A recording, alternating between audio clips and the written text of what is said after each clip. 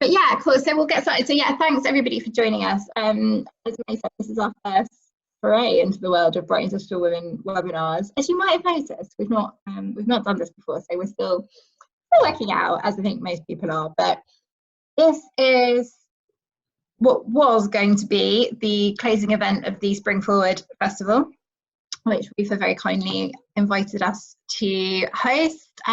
We take part in Spring Forward every single year because it's an amazing festival that showcases women in tech and highlights some incredible things going on all across Brighton and Hove. So hopefully you got a chance to see some of those amazing events this month. Some of them were in person before the apocalypse.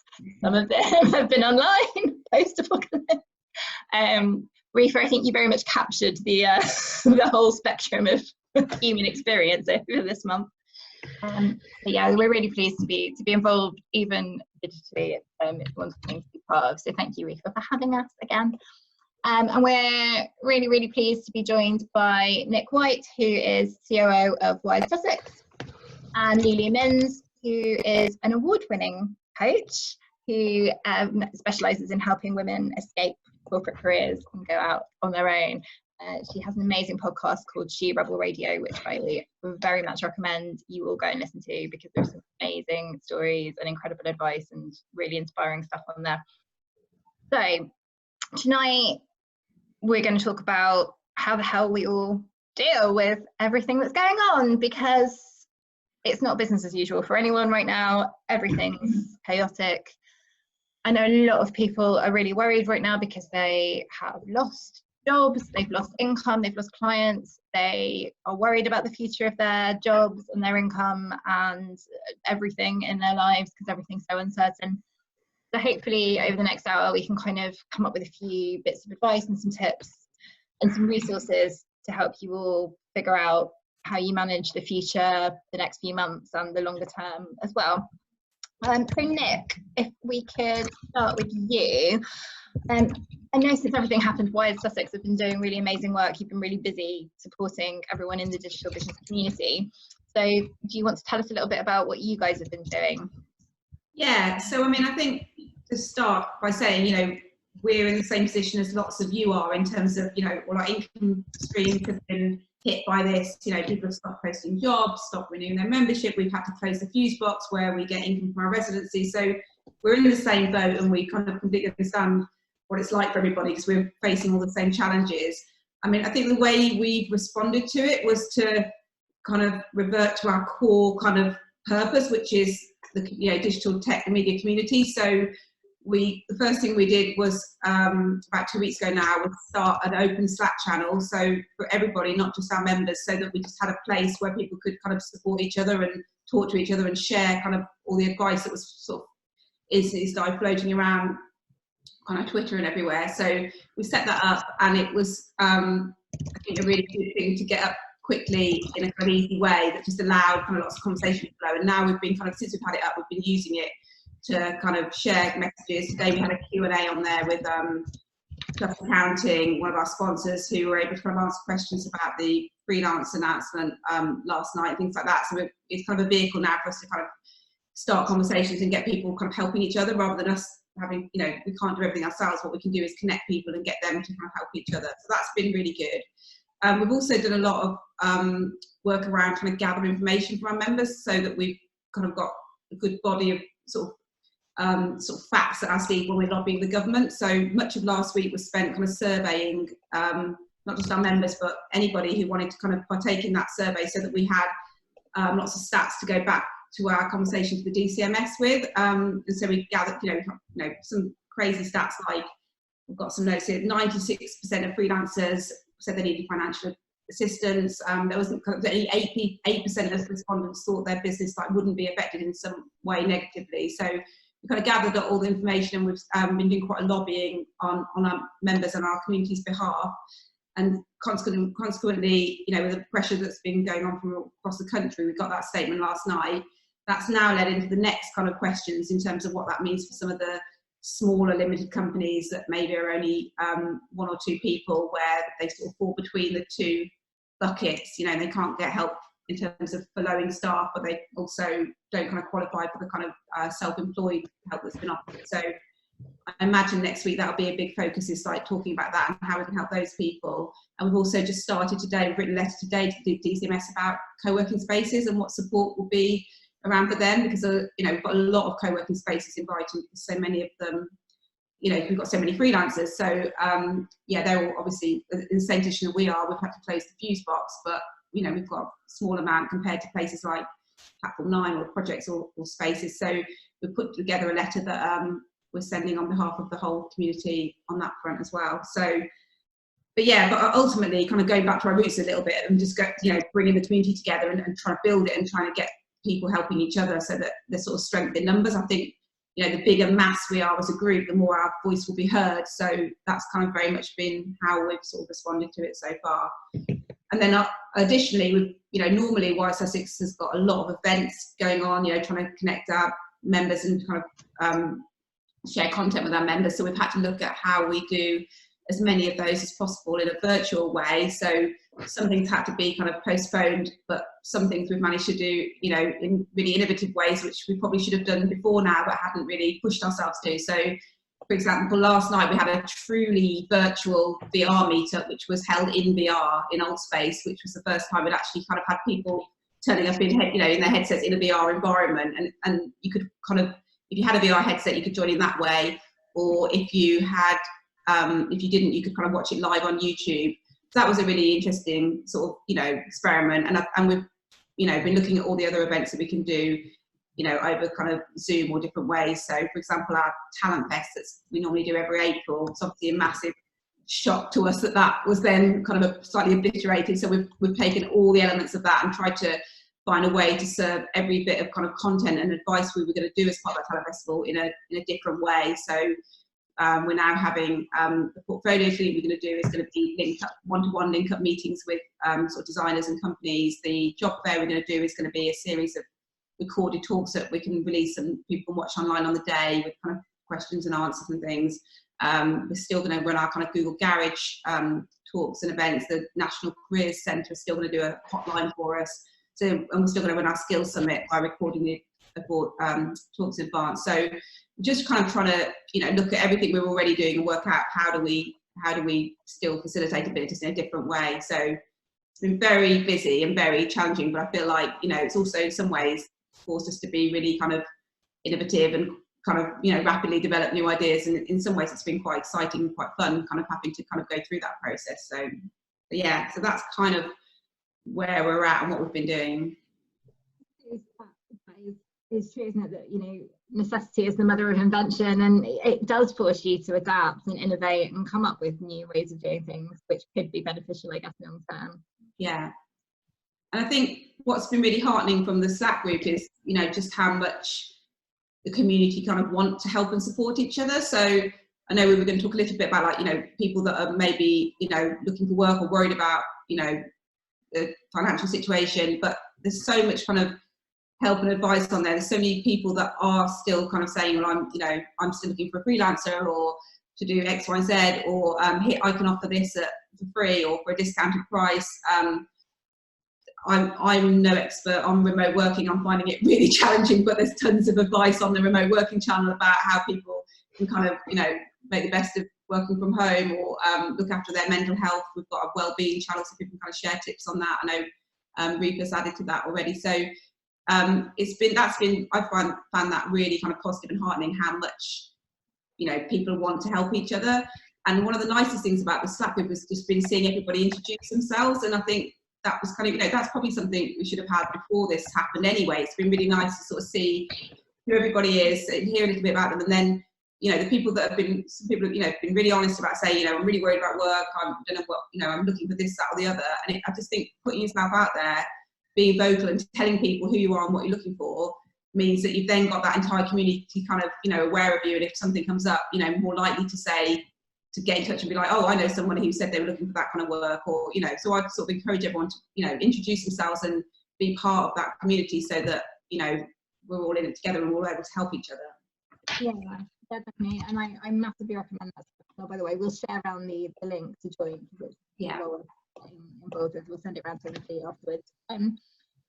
What do you kind of, I mean, you mentioned some of the stats which are a bit scary. 96% of people, freelancers, saying that they're in need of financial help, and 92% of people saying they're going to be affected in some way by all this. But I mean, it's worth mentioning that survey was done before the government announcement, so it might be that if we ran that survey again tomorrow, I think we're probably going to run another survey in the next couple of weeks, and I think every time something's announced, those stats will change because, you know, it affects different people in different ways.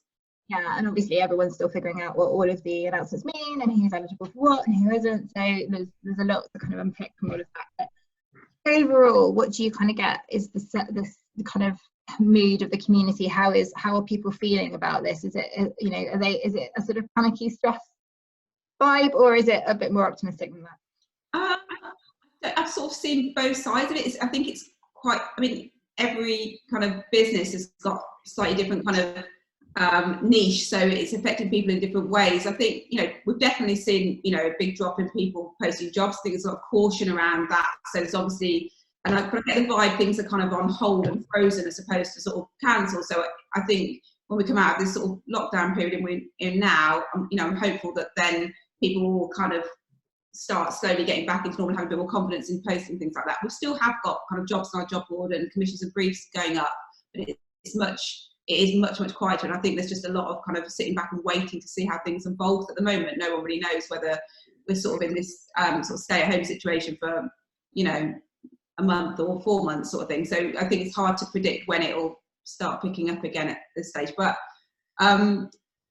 it's interesting because some people are, you know, obviously really worried about having, you know, I think it's a bit like people who have got no work at all, or they're actually sort of finding kind of opportunities and gaps and, you know, finding ways to do things remotely and kind of sort of slightly adapting their business to be providing the same things they were providing but in an online way.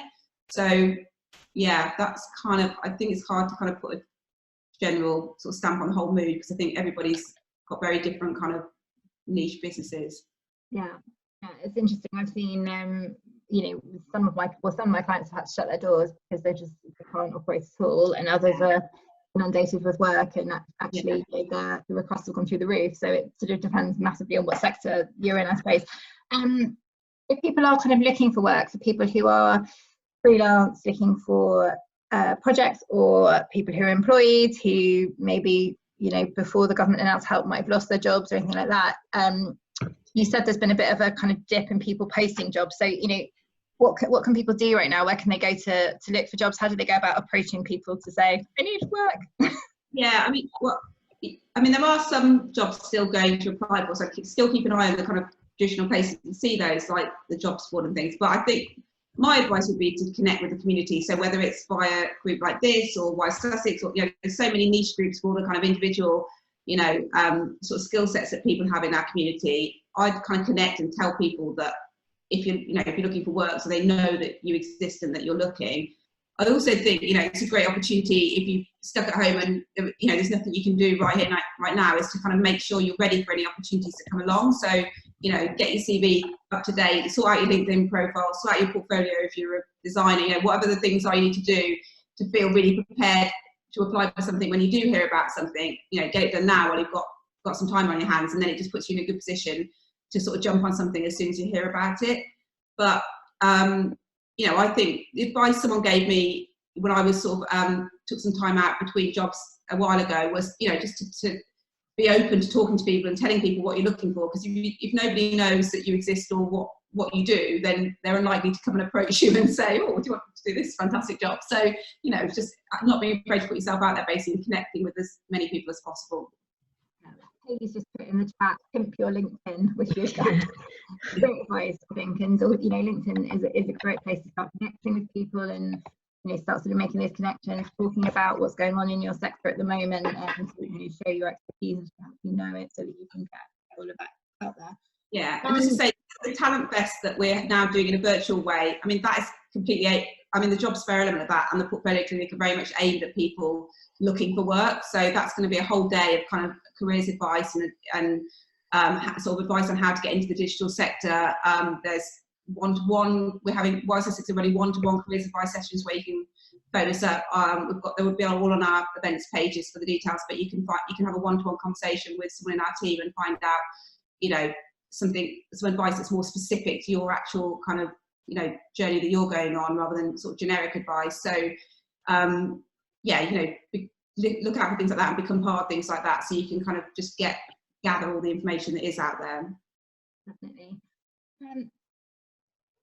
Are all the details about the Talent Fest on the Wired Sussex website? Everyone can find it. Yeah, so they're all now broken up into individual kind of events with separate Eventbrite pages. So on the events page of our site, there should be links to all of those. Great. Might be a bit of a big question, and the answer is probably, it's anyone's guess right now, but how do you see the kind of impact of this being on the economy and Brighton and the kind of business landscape? What's it gonna do you think?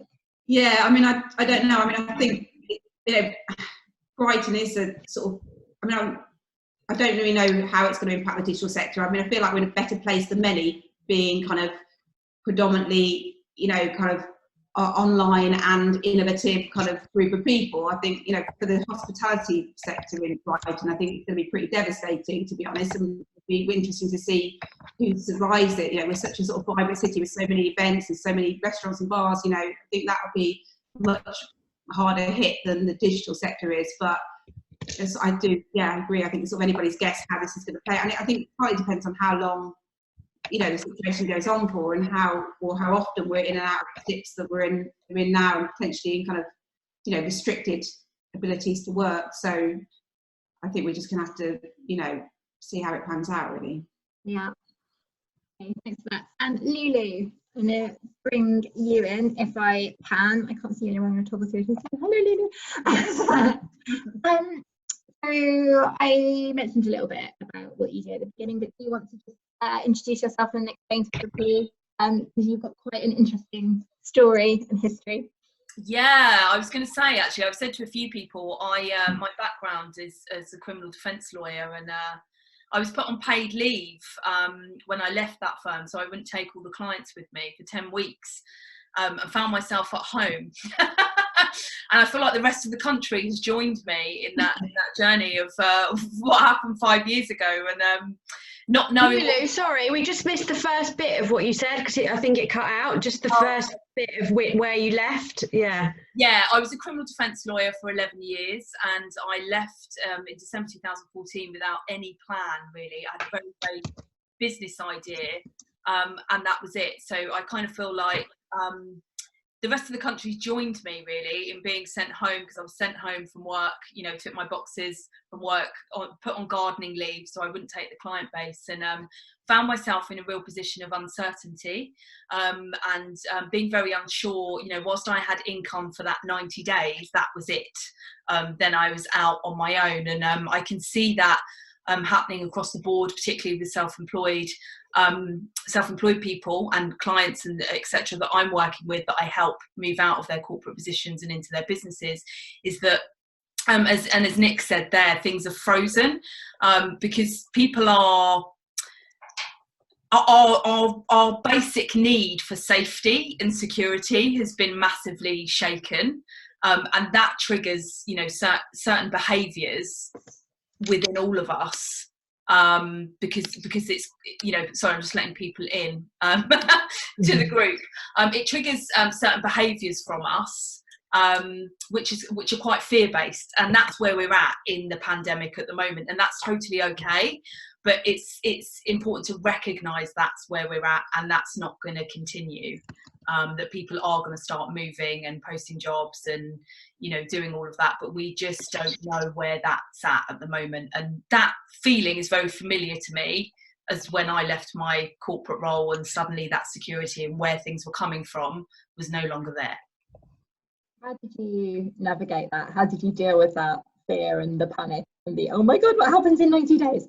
Yeah, exactly. How did I deal with it? I was sharing some tips, those in my community the other day, actually, and it occurred to me that they were no different to what I started doing at that time, that have become so crucial to me being self-employed, as being a self-employed person. So self-securitizing is so important in terms of doing what you need to do to feel stable and secure within yourself despite what's going on in the outside world. And I know at the moment we can all go for a walk every day.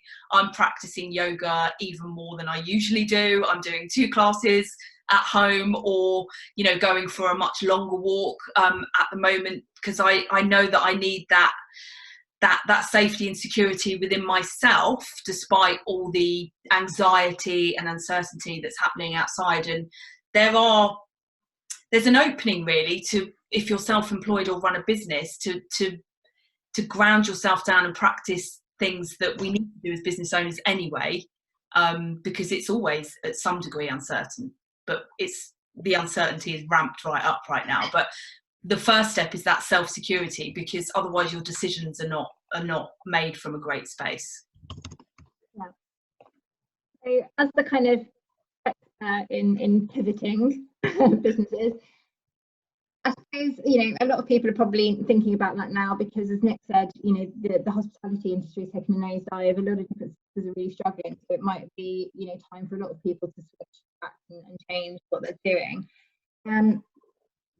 Is this a good time for people to be pivoting their business, or is this the absolute worst time in the world to be starting something new and going off in a different direction? Yeah, I think it's always a very personal thing, and those people that know that's where they want to go have probably been feeling that before this has even come.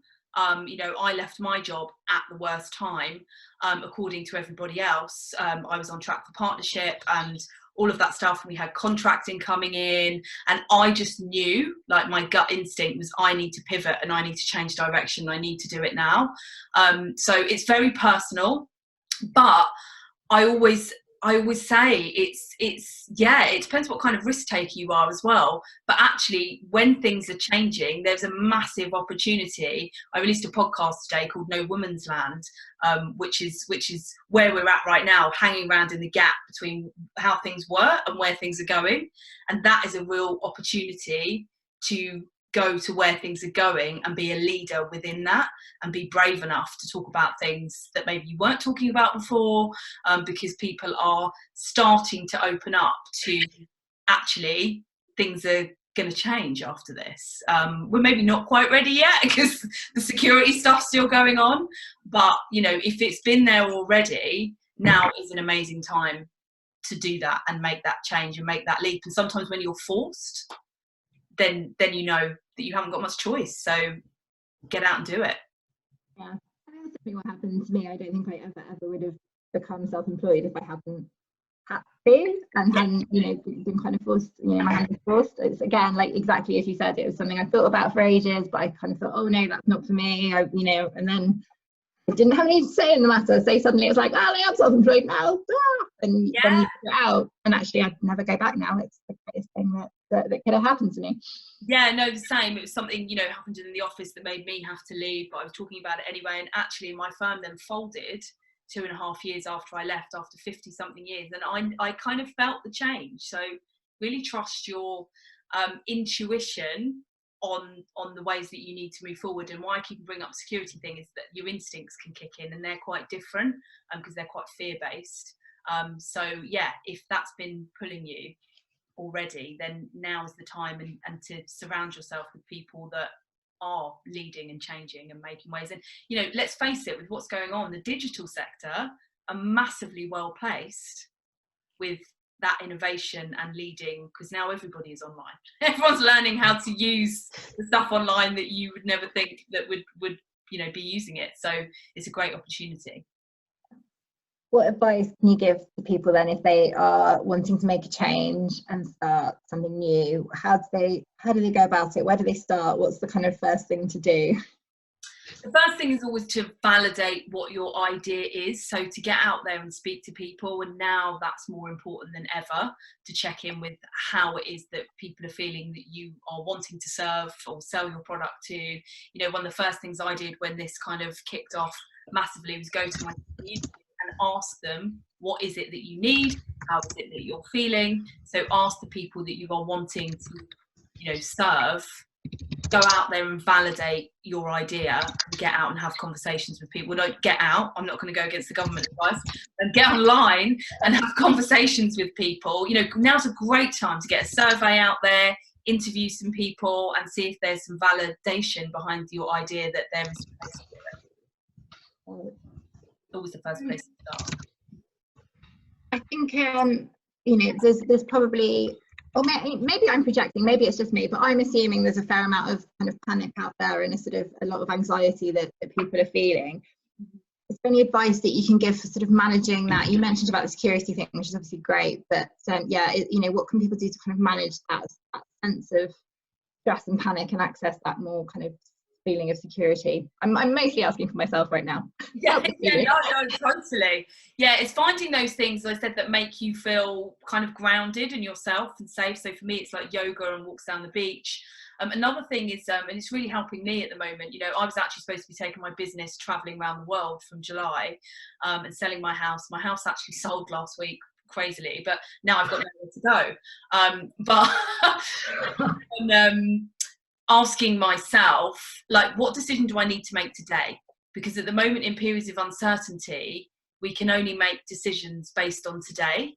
So whatever small decision and condensing things down in that way is really, really important. So that's another thing, is just, okay, you know, when you're catastrophizing, so we go, oh, well, what about this and this and this and this? It's really important to just, you know, be in today and ask that, and really be aware of the catastrophizing and I call them like the dark thoughts rolling down a hill, because like a thought attracts a thought and another one, another one, another one.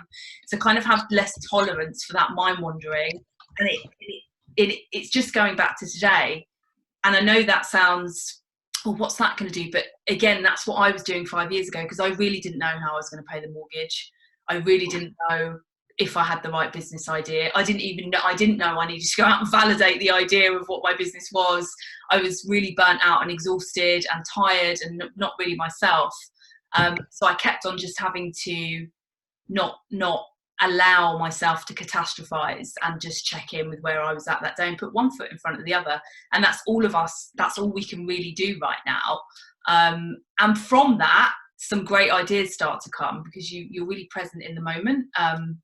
And not allowing yourself, you know, as a lawyer, I quite often say my job was to use the past to predict the future, and I was always catastrophizing for my clients, right? You know, this is the situation and this is the worst case scenario. And I realized I was doing that for myself, and I had to stop.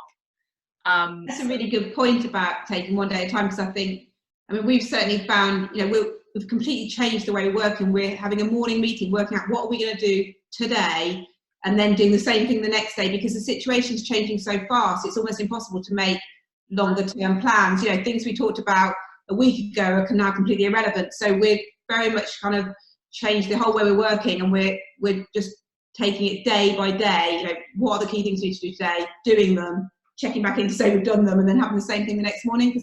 And I think that's kind of a real change for lots of people, because we're all used to kind of coming up with, you know, year-long strategy, or, you know, all the kind of forward planning, and it's kind of forcing everybody to be a bit more, you know, just in the moment and take things slowly day by day, and reacting every day to what you're hearing from kind of external forces. Yeah, and I've had to do the same with the podcast. You know, I always have a plan for the podcast, and I've had to pull like 3 guests because it's not appropriate at the moment. You know, one of them was in hospitality industry, and you know what's going on there.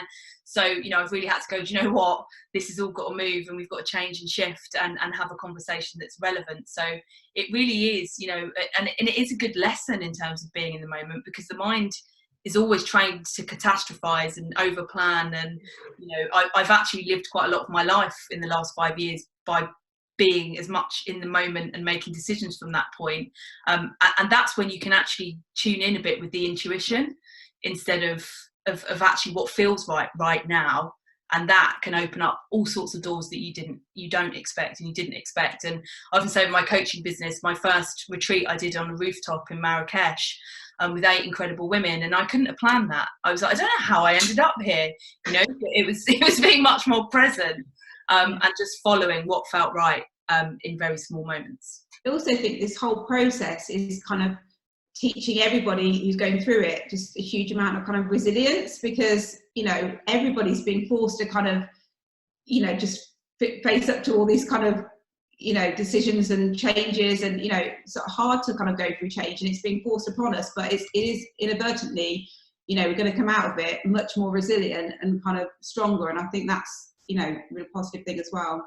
Yeah, and I, you know, I'm a strong believer with the change that's happening. It's going to open up so much space for women to step in. You know, whenever there's chaos and catastrophe, women always step up and step in, for sure. And I've got no doubt that it's definitely our time. And another thing around that as well is, you know, if you don't know all the answers right now, but just ask smart questions. You know, it's not, can I pay the bills this month? It's like, how can I create some money this month to pay the bills? Not the if, it's the how. You know, how can I serve my community more powerfully? How can I create some work in the current environment? And even if you don't know the answer right now, it will start to come, instead of going, what if this and what if that? That's the fear. And the smart how questions.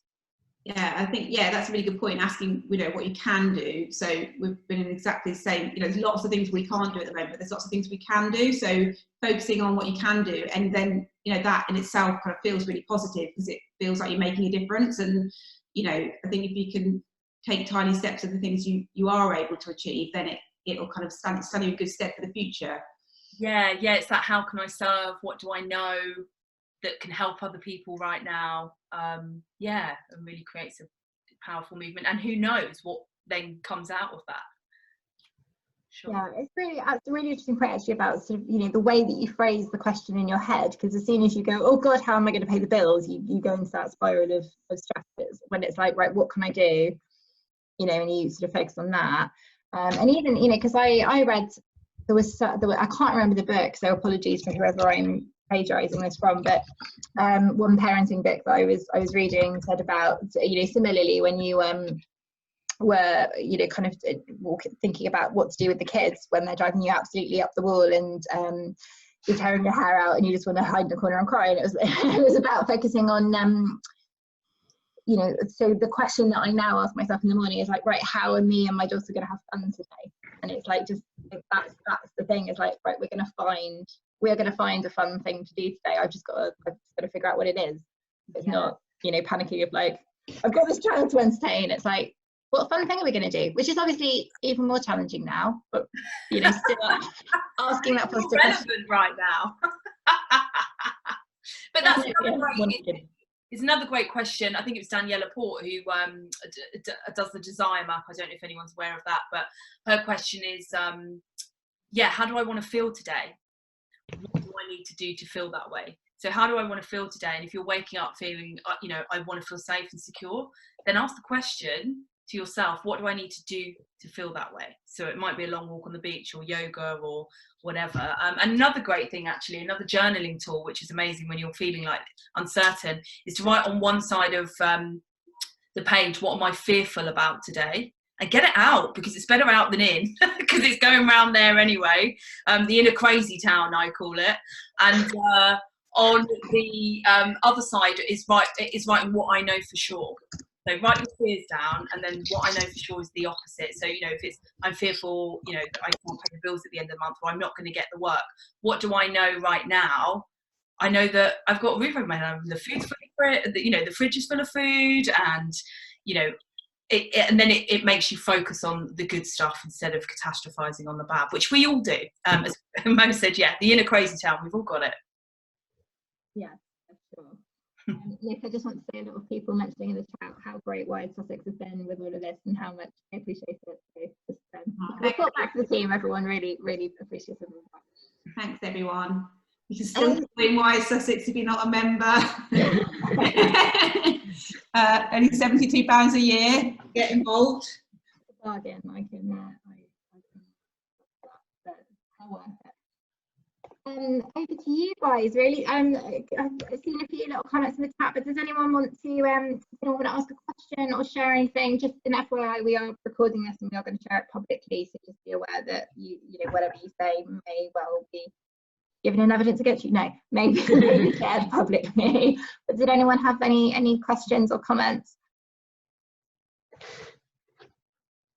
Yes. is that a question for me? Yes, it is open to non-members, and we've just made it completely open for now, and we just thought the bigger the pool of people in there, the better. So we've kind of, we're not focused on whether people are a member or not. We just want the community to grow, and hopefully on the other side of this, we'll have a bigger pool of people that are engaged with kind of digital media and tech sector in Brighton, and potentially some new members there at the end of all this. But at the moment, it's just open to everybody, and just pile in, more the better. I've got a question for you, Nick. You are a member, just in case Nick was there. Sorry? I like Rita's qualified at the end there. I am a member, just in case. Sorry, Nick, I had a question for you. Are there similar organisations that you're talking to in other towns, other places? Yeah, so Wired Sussex are part of UK Tech Cluster. So there's other sort of bodies like ours all over the country, in kind of Bristol, Leeds, Manchester, places like that. So Phil, our MD, is part of a group that meet monthly to sort of talk about the challenges that they face around the rest of the country, but they collectively kind of regularly meet with and talk directly with DCMS in the government. So we have been sharing it. We've got a Slack channel with them where we've been sharing things like the survey. We all kind of sent out the same survey, collated the results together. We've all sent a letter about co-working spaces together. So we're kind of working very much with a bigger body with the rest of the country, which really kind of adds weight to our cause when we're talking directly with the government. So yes. There's a good question that's just come up in the chat that I'll ask from Gabby, which is relevant. It's about co-working spaces. Do you see them in future having a virtual online element as well? Or do you think there'll be, and the next bit is, do you think there'll be more need for co-working spaces? Yeah, I mean, I think there's going to be a huge need for co-working spaces once everyone's freed out of their houses. I think it's really interesting how you keep the community together while we're not able to kind of meet physically. So, we've got kind of a bunch of residents at the Fuse Box. We're not really a traditional co-working space, but we have a similar vibe in that we have about 50 residents that kind of come and work in our space to use our equipment and sort of specifically working in immersive technology. They've got a Slack group where we kind of very much kind of keep talking to each other. They keep sharing, and they kind of keep that sense of community, even though we're not in the space together at the moment. So I think it's a case of kind of trying to keep that going while we're not able to, but I very much see people wanting to come back out and be in kind of a physical space, mixing and interacting and collaborating with others once this is over. I just because I was thinking as well, like with the idea that everyone's been speaking about, that it kind of forces people's hand to become self-employed, almost because maybe their work can no longer employ them following everything, and it's interesting thought of whether there'll be more freelance and more self-employed people after this happens, potentially. So unknown. I think there probably could be. I mean, I think that's a really good chance of that. I mean, I think in terms of, will there be an online virtual element? I think one of the positives that's already kind of mentioned was this has kind of like forced everybody to kind of get with it and get with the program in terms of using technology like this, and having more meetings virtually, and doing webinars online and all that kind of thing. So I think we'll see the other side of this, with everybody kind of having embraced all this technology and using it much more frequently. I mean, I'm as guilty as anyone of not using Zoom, or when I probably could have been, or having phone call, or rather than having a virtual meeting like this. So I think it'll be much more popular because everyone will already be kind of used to it and have that kind of kit set up. So I think that will change the way we're working going forward when we come out the other side. Yeah, I think Zoom's one of the companies that's made millions in the last few weeks. Someone's doing well out of it. Yeah, absolutely. I've used it for years, so I find it fascinating. I'm teaching my mum how to use it on Sunday. I've been using it for years, as you can all probably tell by the fact that you're all now labelled like a cat member because I sent the wrong link outside. I'm very much figuring it out. Somebody sent a sort of a cartoon doing the rounds that was the Scooby-Doo unmasking of the villain, and it was like, do you have coronavirus? Which is quite funny. On the online element with co-working spaces, we as Brighton Digital Women are based at Platform 9. They very kindly house us in their beautiful venue in Cove Town Hall, and I also work with the projects on the other side of Brighton, who are also amazing. So 2 incredible co-working spaces in Brighton. And it's been really interesting for me as a member of both of those, seeing how they've both adapted to this, because obviously, you know, it's a huge change to their business. Nik said with together, and which is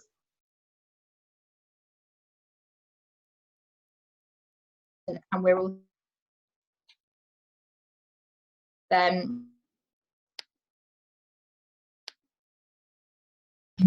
on Tuesday the projects are hosting about the kind of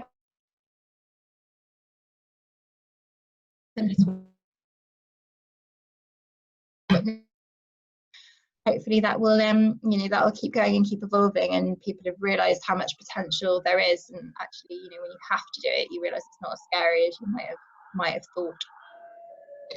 Yeah, one of my clients has people based quite remotely, so people in different countries. They've got the sales team, you know, one person in France, one person in Germany, etc., and then a whole group that are actually in the London office. And they've said this week that it's been great because suddenly everyone's on the same level, because before it's always been them dialing into the head office and feeling like outliers, and, you know, just feeling like they're not part of it. And now actually everybody's in the same boat, and they've loved it. It's been really interesting watching my husband try and adapt to this and his work, because he works for the University of Sussex, and they are not set up for remote working. It's, but, you know, very much everybody's office based, and when all the strikes and things were going on at the university, that, you know, that was a real issue for them to consider, and they had to start putting things in place, which is lucky because that's come in handy. But it's really funny watching him grappling with trying to figure out how to work at home and how to work around our little one, and, you know, how to deal with like not having a whole office set up, and, you know, all of this kind of stuff. And he's running around going, well, I can't do this, I can't do this. And I'm like, this has been my life, babe, but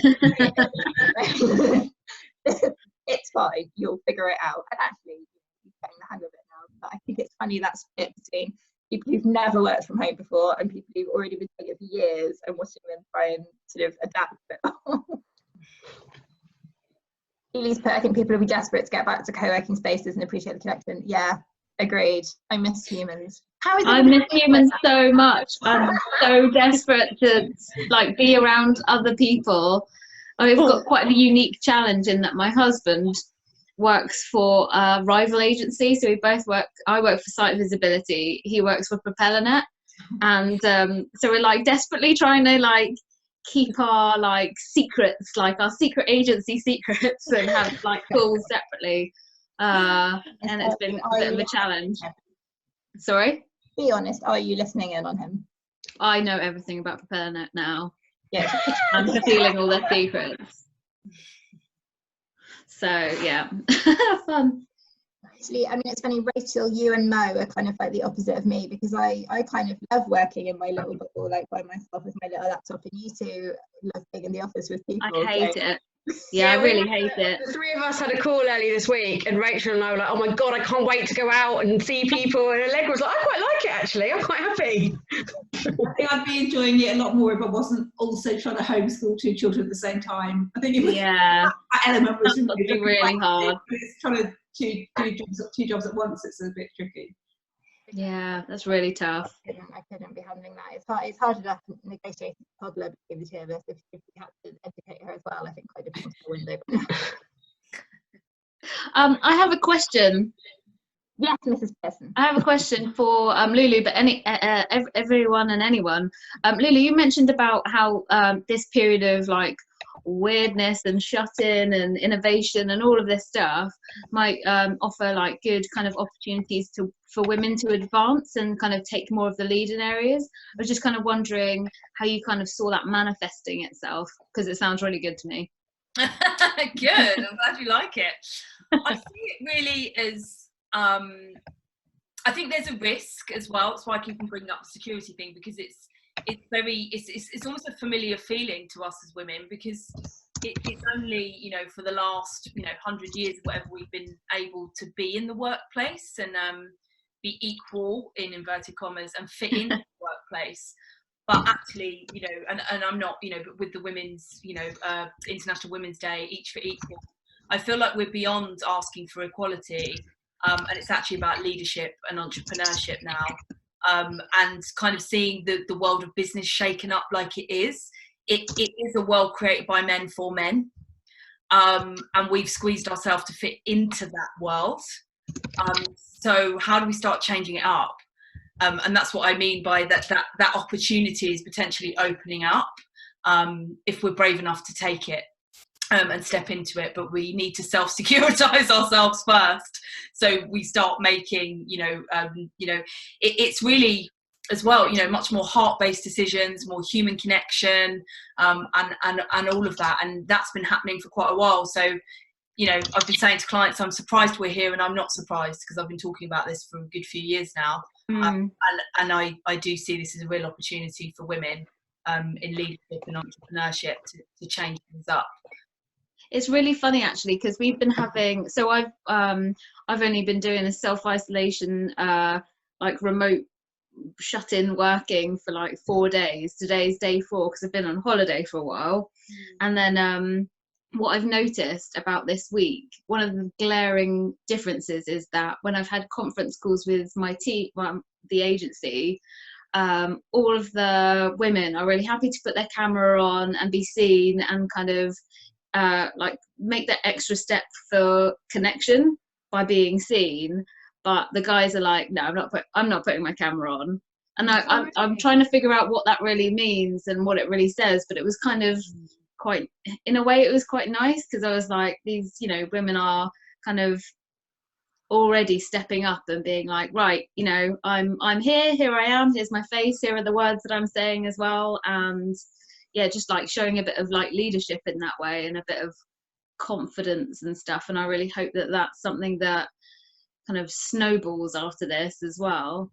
Yeah, you know, because even in the traditional business world, we see, you know, speakers, you know, and it's, you get up and speak and you present, you know, it's actually a very masculine way to do business.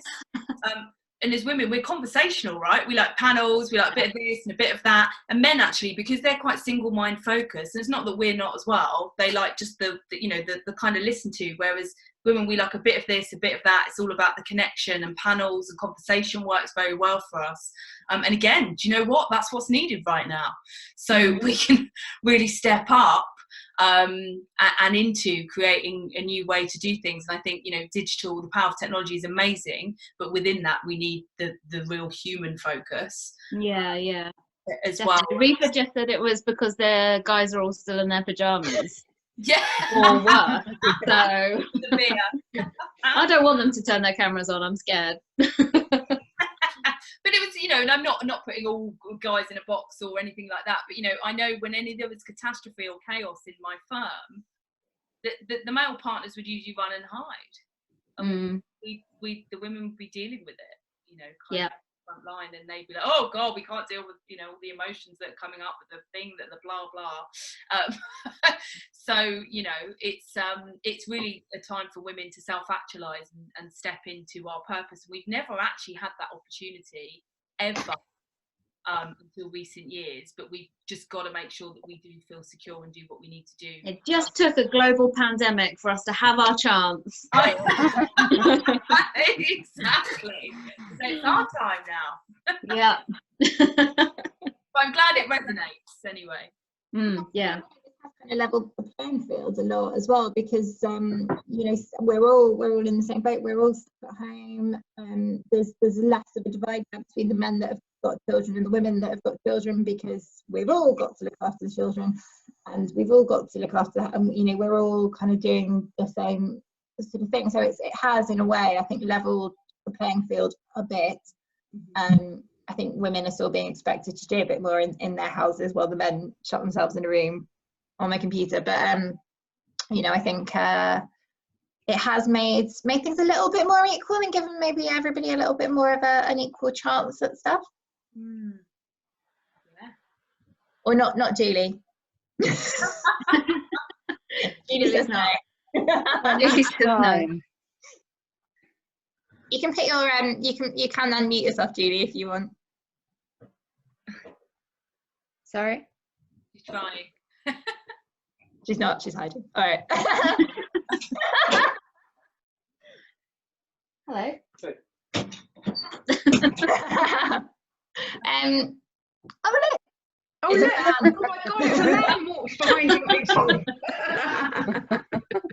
That's another fun thing I'm enjoying about the apocalypse, is having conference calls with clients and things, and you know, seeing A, inside their houses, and B, their family members. Yeah, Yeah. I'm loving that. I'm so nosy, and I'm really So am excited I. about seeing in people's houses. It's great.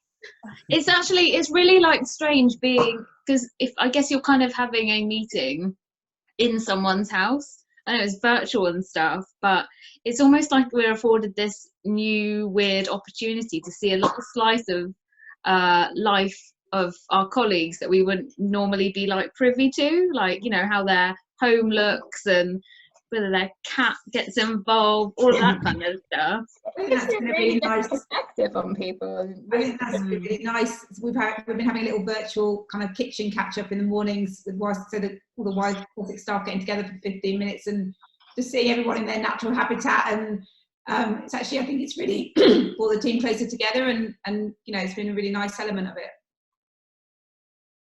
Yeah, it brings a bit more authenticity to people, doesn't it, as to who they are, you know, in their own environment, and not just who they are in the workplace, which again is quite traditional, the professional, and that's kind of being broken down now, that it's just us being ourselves. The feminist uprising begins now, guys. Is everyone ready? Did anybody else have any other questions or anything else that they wanted to say? Oh, Julie, I can see your mouth moving, but I can't hear you. I can maybe unmute Julie if she wants. Hold on. Or can I? I think I'm muted. I haven't got a mute symbol, but I can't hear you. Julie, yeah, you're unmuted, Julie. Ah. You're off mute, yeah. We should be able to hear you. No. Oh, I'm sorry. Oh, yeah. No, oh, Caroline says, Good tips for daily work routine. Who wants to take that? Good tips for a work routine. Bye, Hayley. Thanks for coming. I don't think I've really found a good work routine yet, so I don't think I'm the best person to give tips. I'm trying to sort of structure the day so that, you know, I'm doing things at set times and, you know, as much as possible, but it's still, I mean, I've only been working from home since Tuesday, so it still feels like quite early days. I think next week I'm going to use this weekend to get myself really organised and feel much more kind of structured with kids and things for next week, so that I've got a bit more time and space. Yeah, Rita says get out of bed and Julie says put on clothes, which is, That's the bare minimum. It is actually important, because I think I put a comment earlier about I used to work from home at the time. When I first moved to Brighton, I worked for an agency in London, and so I was constantly at home and dialing in. I was quite frequently in my pyjamas for each, but I used to put a jumper on over the top so that I could put my camera on and no one would know. But it is really easy to get sucked into that whole, like, oh, I'm just not going to bother getting dressed and I'm not going to bother doing anything, and it does have a real impact on, I think, your mental well-being and your productivity and your kind of sense of energy. I think actually, for me, you know, the best tip for having a routine is just to actually have one and enforce one, and get up as if you were going out to work, and get ready and get dressed and have a set time that you're going to start work and a set time that you're going to finish work and a time you're going to take your lunch breaks, and, you know, give yourself the same structure and routine that you would have if you were going into the office.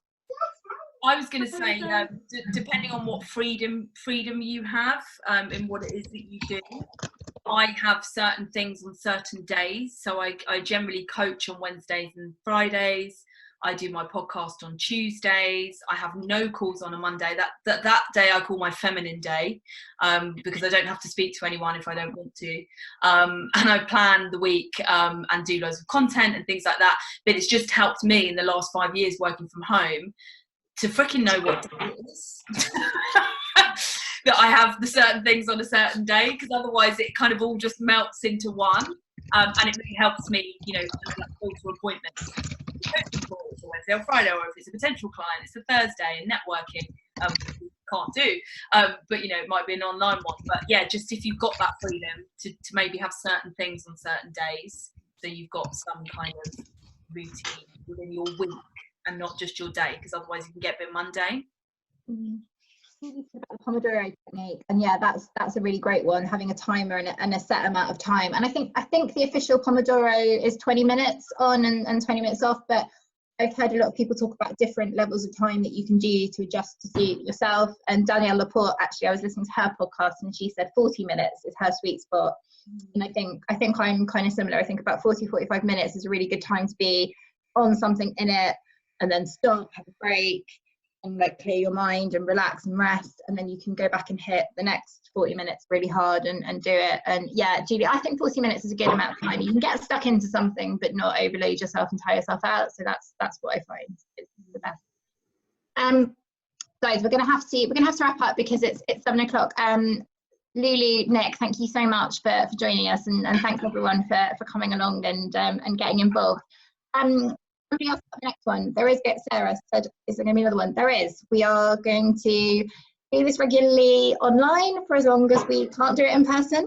So I think the next thing that we were looking at, I mean, we're always open to suggestions. So if there are particular themes that you want us to address with events, please do let us know, because, you know, we're here for you guys. So it's whatever you want to hear about. But our thoughts were around doing one on well-being and managing everyone's well-being while all of the madness is going on. So if that sounds useful to people, A, let us know if it does sound useful, and B, let us know if there are any particular elements that you'd like to focus on or anything that you'd like advice or information on. And similarly, you know, any thoughts for any future events that, oh, thanks, Sarah. Yeah, any future events that you'd like to see from us.